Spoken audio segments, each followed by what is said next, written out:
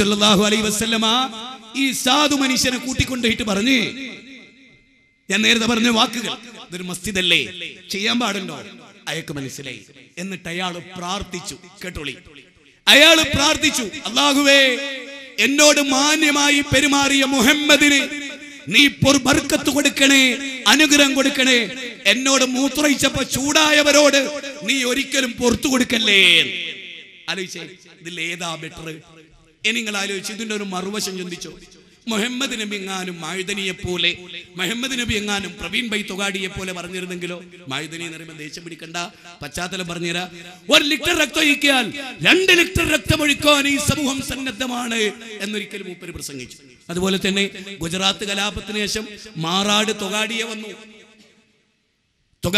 ആന്റണി സർക്കാർ നിൽക്കുന്ന ഘട്ടത്തിൽ അവിടെ തൊഗാഡിയെ വന്നിട്ട് പറഞ്ഞെന്തറിയോ? മാറാട് ഗുജറാത്ത് ആക്കണം. അതാണ് പക്വതല്ലാത്ത നേതാക്കന്മാര്, ഈ വികാര ജീവികൾ. ഏത് മതത്തിലാണെങ്കിലും ആ സമൂഹത്തിന് നാശ. നേരെ മറിച്ച് മുഹമ്മദ് നബി പഠിക്ക്, മുഹമ്മദ് നബി പറഞ്ഞു കൊടുത്തു, പാടില്ല. എന്നിട്ട് റസൂൽ അനുയായികളോട് പറയണം, ആ മൂത്രമൊഴിച്ചെടുത്ത് കുറച്ച് വെള്ളം ഒഴിച്ച് നന്നായിട്ട് കഴുകി വൃത്തിയായി കേളി, പ്രശ്നം തീർന്നു. ഇന്ന് നമ്മളെ കാലത്താണെങ്കിലോ, ഒരു ക്ഷേത്രത്തിലോ പള്ളിയിലോ ഒരു മുസ്ലിമോ ഹിന്ദുവോ മാറി മാറി മൂത്രമൊഴിച്ചാൽ ഇവിടെ വർഗീയ കലാപത്തിന് വേറെന്തെങ്കിലും വേണോ? പിന്നെ എത്ര പ്രസംഗങ്ങൾ, പിന്നെ എത്ര പൊതുയോഗങ്ങൾ, പിന്നെ എത്ര തീവ്രവാദ മീറ്റിങ്ങുകൾ. മുഹമ്മദ് നബിയെ പഠിക്ക്. ഒരു വർഗീയ കലാപമാണെങ്കിൽ ഉണ്ടാക്കായിരുന്നു മദീനത്ത്, പക്ഷേ ശാന്തമായി. അതുകൊണ്ട് എന്താ നേട്ടോ?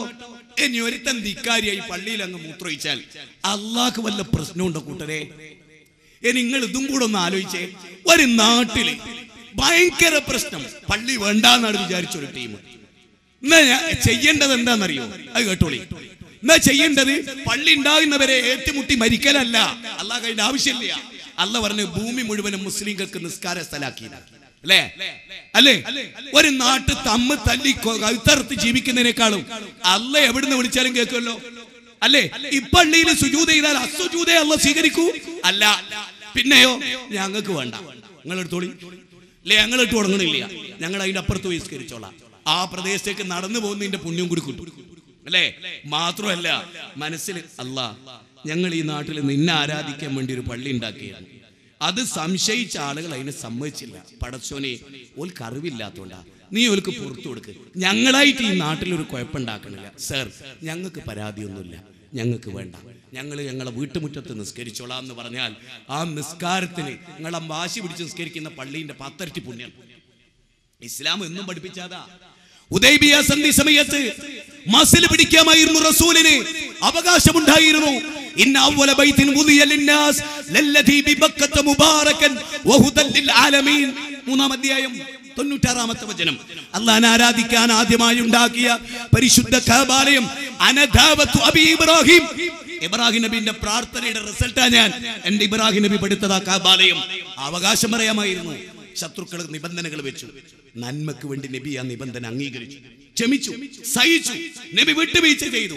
വമ്പിച്ച വിജയമായിരുന്നു അത്. ആ വിജയത്തിന് ഒരിക്കലും നമ്മൾ തയ്യാറല്ല. നമുക്കപ്പുണ്ടാവുന്ന ഇഷ്യൂസ്, അതാണ് നമുക്ക് വലുത്.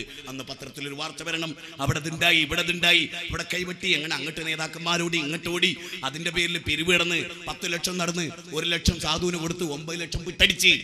ക്ഷമിക്കണേ, ഒക്കെ എപ്പം നടക്കണത് അതൊക്കെയാണ്. അത് പറഞ്ഞാൽ ചിലപ്പോൾ നിങ്ങൾക്ക് വിഷമം തോന്നും കേട്ടോ. ഞാൻ ഇന്നലെ ഇതുപോലെ കുറച്ച് കാര്യങ്ങൾ നന്നായി പറഞ്ഞപ്പോ ഇന്നൊരു APC വിളിച്ചിട്ട്, ദാ കളിക്കല്ലേ, ചേകന്നൂരിന്റെ അനുഭവം ഓർമ്മല്ലേ മോനെ, കാഞ്ഞു പോകിയേ, പണി കിട്ടിയേ. ആര്? APC വിളിക്കുകയാണ്. പണി കിട്ടും. എന്താ പണി? തട്ടുന്ന്, കൊല്ലും. ഞങ്ങൾ മാനവികത ഉയർത്താൻ പോവുക. അതുകൊണ്ട് കുറച്ച് മുജാഹിദുകളെ കഴുത്ത് ഞങ്ങൾ സ്വപ്നം കണ്ടിട്ടുണ്ട്. അതാ മാനവികത. എങ്ങനെയുണ്ട്? മാനവിക നന്നാവണം, തിരുത്തണം. നിങ്ങളൊക്കെ ഒന്ന് നന്നാവണം. വെള്ളക്കുപ്പായും തൊപ്പിയും മനുഷ്യനായിട്ട് കാര്യമില്ല, മനുഷ്യന് ഹൃദയം ഉണ്ടാവണം. തൊപ്പിയും കുളൂസും ജുബ്ബയും ഇട്ടിട്ട് കാര്യമില്ല മനുഷ്യന്മാരെ. മനസ്സ് നന്നായി. ആ മനസ്സിനെ നന്നാക്കാൻ എന്താ അവിടെ? മനസ്സ് സമാധാനം അടയണം. യാ അയ്യത്തുൻ നഫ്സുൽ മുത്മയിന്ന ഇർജിഇ ഇലാ റബ്ബികി റാദിയതൻ മർളിയ ഫദ്ഖുലി ഫീ ഇബാദി വദ്ഖുലി ജന്നതി. സമാധാനമടഞ്ഞ ആത്മാവിന്റെ ഉടമകളെ, സമാധാനമടഞ്ഞ ആത്മാവിന്റെ ഉടമകളെ, സമാധാന ചിത്തരായി ദൈവത്തിലേക്ക് മടങ്ങിക്കോളി. ഇസ്ലാമിന്റെ ഒരു പ്രഖ്യാപനം തന്നെ അതാ. സമാധാനടഞ്ഞ ആത്മാവ്, ശാന്തി അടഞ്ഞ ആത്മാവ്, ജീവിതത്തിൽ മുഴുവനും മക്കളെ കുറിച്ചോർത്ത് സമാധാനം, ഭാര്യയെ കുറിച്ചോർത്ത് സമാധാനം, അയൽപ്പക്ക ബന്ധത്തെ കുറിച്ചോർത്ത് സമാധാനം, ചെയ്ത ബിസിനസിനെ കുറിച്ചോർത്ത് സമാധാനം, അമുസ്ലിമുമായുള്ള ബന്ധത്തെ കുറിച്ചോർത്ത് സമാധാനം ഇല്ല. ഒരിക്കലും നാടിന്റെ സ്വാസ്ഥ്യം കെടുത്തുന്നതിൽ ഞാൻ പങ്കാളിയായിട്ടില്ല. എനിക്ക് സമാധാനിക്കാം. എന്റെ റബ്ബ് എന്നെ ഇഷ്ടപ്പെട്ടിരിക്കുന്നു. നീ ദൈവത്തിലേക്ക് മടങ്ങിക്കോ. എങ്ങനെ? നല്ല മനുഷ്യനായി, സമാധാനം ലഭിച്ചവനായി മടങ്ങിക്കോ. ഖുർആനിലെ 89-ാം അധ്യായം സൂറത്ത് ഫജ്ർ 27, 28, 29 വചനങ്ങൾ. അങ്ങനെ കഴിയുന്നൊരു ദിവസം, അങ്ങനെ സാധിക്കുന്ന ദിവസം. നിങ്ങൾ നോക്കി, മഹാത്മാഗാന്ധി യാത്ര ചെയ്യാണ് കടലിലൂടെ, കടൽ വാഹനത്തിലൂടെ യാത്ര ചെയ്യാണ്. ബ്രിട്ടീഷുകാർക്ക് ഭയങ്കര ദേഷ്യമായിരുന്നു ഗാന്ധിജിനോട്. ഗാന്ധിജി അവരോട് ഒരു തെറ്റും ചെയ്തിട്ടില്ല. അവരുടെ തോന്നിയാസത്തെ എതിർത്തു. കോളനി മനോഗതിയെ, കൊളോണിയലിസത്തിനെതിരെ മഹാത്മാഗാന്ധി ശബ്ദിച്ചു. അതേ ചെയ്തുള്ളൂ. അപ്പോ സാധുവായ മഹാത്മാഗാന്ധി ഇരുന്നിങ്ങനെ യാത്ര ചെയ്യുന്നിടത്ത് ഒരു സായിപ്പ്, ഒരു വെള്ളക്കാരൻ ഷൂ കൊണ്ട് ഒരൊറ്റ ചവിടങ്ങട് കൊടുത്ത് ഗാന്ധിജിയുടെ തൊള്ളക്ക് നോക്കിയിട്ട്. നിങ്ങൾ ആലോചിക്കണം, ഇന്ത്യയിലെ യുവാക്കളെ പഠിക്കണം. രാഷ്ട്രീയത്തെയും മതത്തെയും ദർശനങ്ങളെയും ജീവിതത്തെയും നിങ്ങൾ പരിശോധിക്കണം. ഗാന്ധിജിയുടെ പല്ലു കൊഴിഞ്ഞു രക്തം വന്നു. അപ്പൊ ഗാന്ധിജി ബ്രിട്ടീഷുകാരനോട് ചോദിക്കുകയാണ്, ഡിയർ ബ്രദർ, എന്റെ സഹോദര, എന്റെ പരുക്കൻ പല്ല് തട്ടി നിന്റെ മൃദുലമായ വെളുത്ത കാല് വേദനിച്ചു പോ. എങ്ങനെ? പല്ല് ചവിട്ടിക്കൊഴിച്ച ബ്രിട്ടീഷുകാരനോട് മഹാത്മാഗാന്ധി ചോദിക്കുകയാണ്, എന്റെ പരുക്കൻ പല്ല് തട്ടി നിന്റെ മൃദുലമായ വെളുത്ത കാല് വേദനിച്ചോ എന്ന്. ആ മഹാത്മാഗാന്ധിയെ മറന്ന ഇന്ത്യ. അല്ലെങ്കിൽ മഹത്തുക്കളോട് നമുക്ക് എന്ത് ബന്ധം? തെമ്മാടികൾ അനുകരിക്കാൻ ശ്രമിക്കുന്ന യുവത്വത്തിന്റെ മുമ്പിൽ മഹത്തുക്കളുടെ മഹത്വത്തെ കുറിച്ച് ഉദ്ഘോഷിക്കുന്നതിൽ എന്ത് സായുജ്യം! നല്ലതിന് നല്ലതായി തിരിച്ചറിയാൻ പോലും പറ്റാത്ത ഇന്നിന്റെ ലോകത്ത് എന്ത് നന്മ! ഒരു നല്ലതിന് നല്ലതായി തിരിച്ചറിയാൻ ഞാനൊരു ഉദാഹരണം പറയാം. 2 സംഭവങ്ങൾ. ഒന്ന്, ഒരു സഖാഫി എനിക്ക് അയച്ച മെസ്സേജാണ്. ഞാനിത് പറയുന്നത് എനിക്ക് സഖാഫി മെസ്സേജ് അയച്ചു എന്നുള്ളത് കൊണ്ടല്ല, മറിച്ച് മെസ്സേജിലെ ഒരു കാര്യം അറിയാം. അദ്ദേഹം എനിക്ക് അയക്കുകയാണ്, ഡിയർ ബാലുശ്ശേരി, ഓച്ചിറ ക്ഷേത്രത്തിലെ താങ്കളുടെ പ്രസംഗം ഞാൻ കേട്ടു. എനിക്ക് വളരെ ഇഷ്ടപ്പെട്ടു. അതിനുശേഷം ഞാൻ പല പ്രസംഗങ്ങളും കേട്ടു. അതൊക്കെ എനിക്ക് ഇഷ്ടപ്പെട്ടു. പക്ഷെ എനിക്കൊരു ദുഃഖമുണ്ട്. അതെന്താണ്? അങ്ങൊരു പിഴച്ച സംഘടനയിലെ മെമ്പറായി പോയല്ലോ എന്ന ദുഃഖം. ആലോചിച്ചാൽ, എന്റെ പ്രസംഗം നന്നായതും എന്റെ എല്ലാ പ്രസംഗവും അയാൾക്ക് ഇഷ്ടപ്പെട്ടത് എന്തുകൊണ്ടാണ്? നല്ല പ്രസ്ഥാനത്തിലെ മെമ്പർ ഞാനായതുകൊണ്ടാണ്. അത് ചിന്തിക്കാനുള്ള ബുദ്ധി മനുഷ്യൻ നഷ്ടപ്പെട്ടു. ഒരു ഉമ്മ ഒരു വീട്ടിൽ ചെന്നപ്പോ ഭയങ്കര വൈകാരികമായി. എനിക്ക് 5 ആൺകുട്ടികളാണ്. അതിൽ 4 ആള് നല്ലോല, ഒരുത്തൻ പേച്ച് വഹാബി, ബാക്കി 4 ആള് എ പി സുന്നിയാണ്. അപ്പൊ ഞാൻ ചോദിച്ചു, അല്ലുമ്മ, ഈ മക്കളിൽ നിങ്ങളെ നോക്കലാരാ? നിങ്ങള് നല്ലോണം കൊണ്ട് അത് പേച്ചോനാ, വഹാബി. അങ്ങനെ ഉമ്മ പറയാണ്. സംഗതി എങ്ങനെയൊക്കെ ആണെങ്കിലും ഈ പേച്ചോന്ന് ഞാൻ പറയുന്ന 5ാമത്തെ മോനെ എന്നെ നല്ലോണം നോക്കല്. ഇനി ഇവരെല്ലാം 5 പേരും സുന്നിയായ ഒരു കാലം ഉണ്ടായിരുന്നു.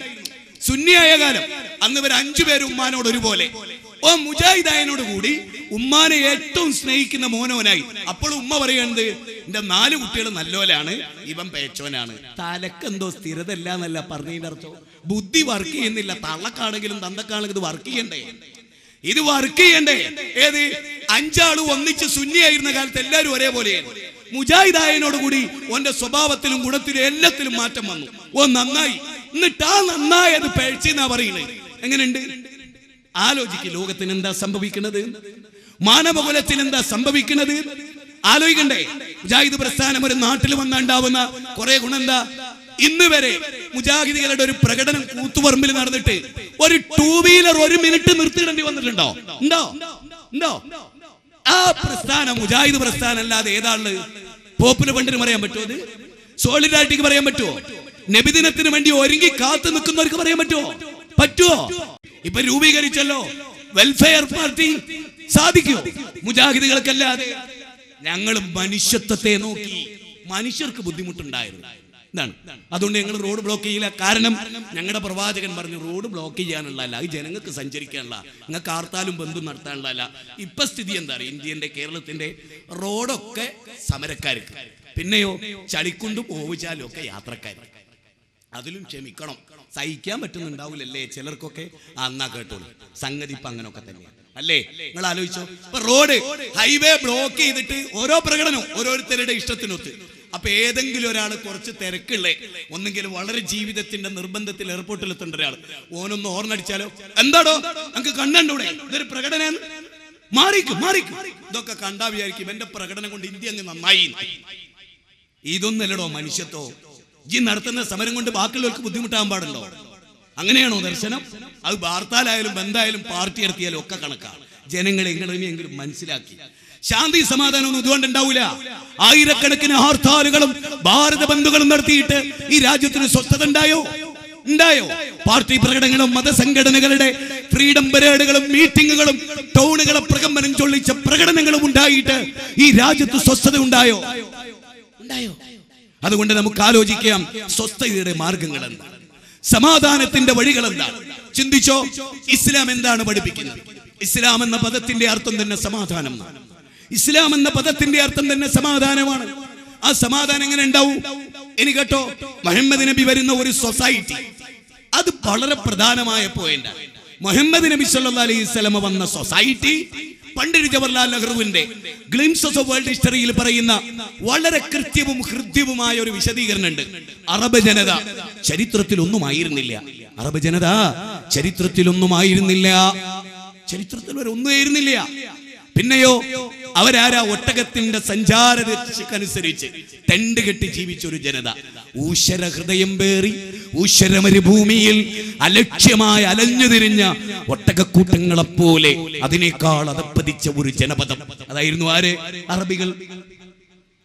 ആ അറബികൾ പെൺകുട്ടികളെ ജീവനോടെ കുഴിച്ചു മൂടിയവർ, അളവിലും തൂക്കത്തിലും യഥേഷ്ടം കൃത്രിമം കാണിച്ചവർ, ഒട്ടകത്തിന്റെ കയറിനു വേണ്ടി നൂറ്റാണ്ടുകൾ നീണ്ടു നിൽക്കുന്ന യുദ്ധം ചെയ്തവർ, 40 കൊല്ലത്തോളം നീണ്ടുനിന്ന ഗോത്ര കലാപങ്ങൾക്ക് തുടക്കം കുറിച്ചവർ, ഖുറൈശിത്വത്തിന്റെ പ്രമാണിത്വത്തിന്റെ അതുപോലെ ഗോത്ര സംസ്കാരങ്ങളുടെ പേരിൽ തമ്മ തല്ലിയവർ അല്ലേ, വിഗ്രഹത്തെ ആരാധിച്ചവർ, അതുപോലെ കള്ളിന്റെ ചഷകങ്ങളിൽ മുങ്ങിക്കുടിച്ചവർ, ആർത്തിരമ്പി കുതിരയുടെ കടിഞ്ഞാണ് പിടിച്ച് ഉക്കോലയിലും ദുൽമജാസിലും മജന്നായിലും പഞ്ചപിടുത്തത്തിലും ഗുസ്തിയിലും അന്യന്റെ പല്ലിടിച്ചു കൊടിക്കുന്നതിലും വാൾത്തലപ്പ് വീശി അന്യന്റെ തല കതിർമണികൾ അരിഞ്ഞെടുക്കുന്ന പോലെ അരിഞ്ഞെടുത്തിരുന്ന ഒരു ജനപദത്തിന്റെ മുമ്പിൽ പ്രവാചക ചക്രവർത്തി ഉണ്ടാക്കിയ പരിവർത്തനത്തിന്റെ പടപ്പാട്ട്.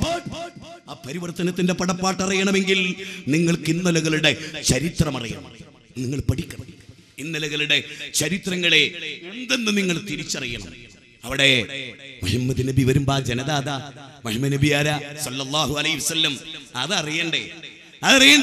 നബി സല്ലല്ലാഹു അലൈഹി വസല്ലം അവരിൽ വിശ്വസ്തൻ, ആദരണീയ ഉജ്ജ്വല വ്യക്തിത്വം, ഒരു പെണ്ണിന് നേരെ കടക്കണ്ണിട്ട് നോക്കി പരിചയമില്ലാത്ത പ്രവാചക ചക്രവർത്തി, പാവപ്പെട്ടവനെ ചൂഷണം ചെയ്ത് ജീവിച്ച് പരിചയമില്ലാത്ത വ്യക്തി, കച്ചവടത്തിന്റെ നേരും നെറിയും ലോകത്ത് പാലിച്ച അക്കാലഘട്ടത്തിലെ ഏറ്റവും മാന്യനായ മനുഷ്യൻ അല്ലേ ആ പ്രവാചക തിരുമേനി സല്ലല്ലാഹു അലൈഹി വഅസ്ഹാബിഹി വസല്ലമ അറബിയിലെ പ്രവാചകനായി വന്നു. എന്തേ അദ്ദേഹം അവരോട് ചെയ്തത്? നിങ്ങൾ ആലോചിച്ചിട്ടുണ്ടോ? ഞാൻ ഇവിടെ എന്റെ പ്രസംഗം കേൾക്കുന്ന മുഴുവൻ ആളുകളോട് ഞാൻ ചോദിക്കാൻ, ആ മുഹമ്മദ് നബി എങ്ങനെ ഈ സൊസൈറ്റിയെ മാറ്റി? പല രാജ്യവും ഭരിച്ചല്ലോ, പല രാജ്യങ്ങളും പലരും ഭരിച്ചല്ലോ. ഞാൻ നിങ്ങളോട് ചോദിട്ടെ, ക്യൂബ, റഷ്യ, ചൈന അല്ലേ, എല്ലാം പരിശോധിച്ചോ? കമ്മ്യൂണിസ്റ്റ് രാഷ്ട്രങ്ങൾ പരിശോധിച്ചോ? മദ്യമുക്തമായ ഒരു രാജ്യം കമ്മ്യൂണിസത്തിന് ഉണ്ടാക്കാൻ കഴിഞ്ഞോ? രാഷ്ട്രീയ പാർട്ടികൾക്ക് ഉണ്ടാകാൻ കഴിഞ്ഞോ? പ്രത്യയശാസ്ത്രങ്ങൾക്ക് ഉണ്ടാകാൻ കഴിഞ്ഞോ? മതദർശനങ്ങൾക്ക് സാധിച്ചോ? പരിവർത്തന സിദ്ധാന്തങ്ങൾക്ക് സാധിച്ചോ? മദ്യപിക്കാത്ത ഒരു ജനതയെ തീർക്കാൻ ലോകത്തൊരേ ഒരു ആചാര്യന്, ആ ആചാര്യന്റെ അടുത്ത് നിൽക്കാൻ യോഗ്യതയുള്ള ഒരു പരിഷ്കർത്താവും ഉണ്ടായിട്ടില്ല. മദ്യമുക്തമായ ഇന്ത്യ മഹാത്മാഗാന്ധിയുടെ വെറും സ്വപ്നമായിരുന്നു. ഇന്ന് മഹാത്മാഗാന്ധി ജീവിച്ചിരുന്നെങ്കിൽ അറ്റാക്ക് വന്ന് മരിച്ചു പോയേനെ കള്ളുഷാപ്പിന്റെ മുമ്പിലെ ക്യൂ കണ്ടിട്ട്.